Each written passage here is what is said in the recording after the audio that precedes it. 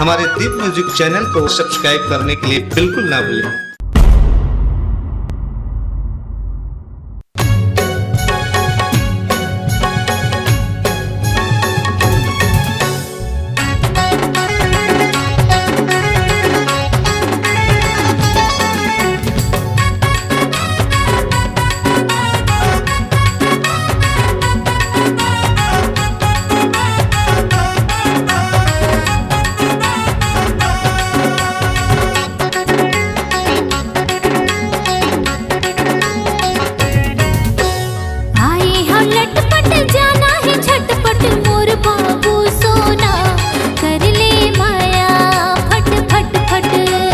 चल दूर हट हट तोर मोर कट मट जाना हवै ताजा नहीं ते बोल दो रट फट फट रट फट फट।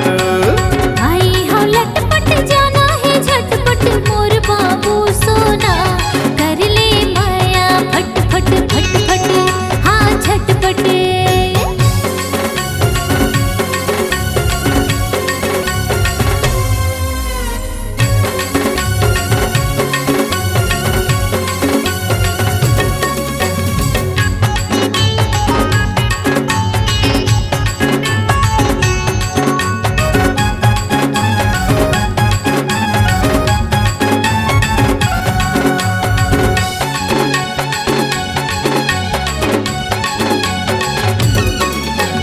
सोमवार के संझा मंगल के मंझनिया बुधवार के आबे के हे तैहा हो बिहनिया गुरुवार के जी पार के बांधे तैहा दिन सुख शनिचर कैसे काटे हाँ तोर दिन आज हो गए घलो इतवार।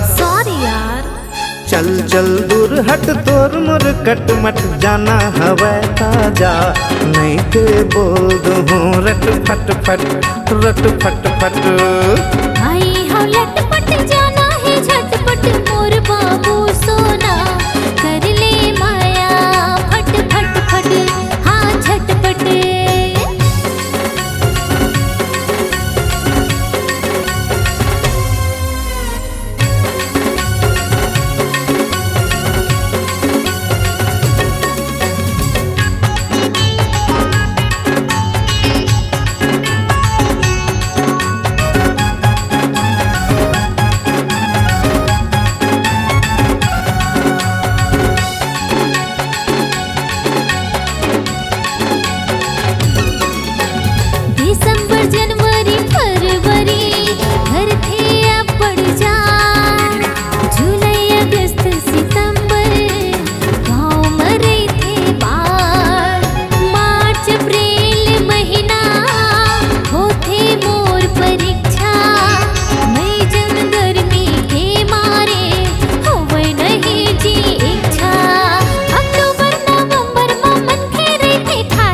अरे यार चल दूर हट हट तोर मोर कट मट जाना हवै ताजा नहीं ते बोल दो रट फट फट रट फट फट।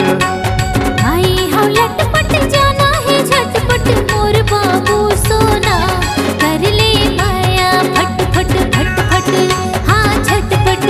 अरे चल दूर हट हट तोर मोर कट मट जाना हवै ताजा नहीं ते बोल दो रट फट फट रट फट फट। आई हो लटपट जाना है झटपट मोर बाबू सोना कर ले माया फट फट फट चल झटपट।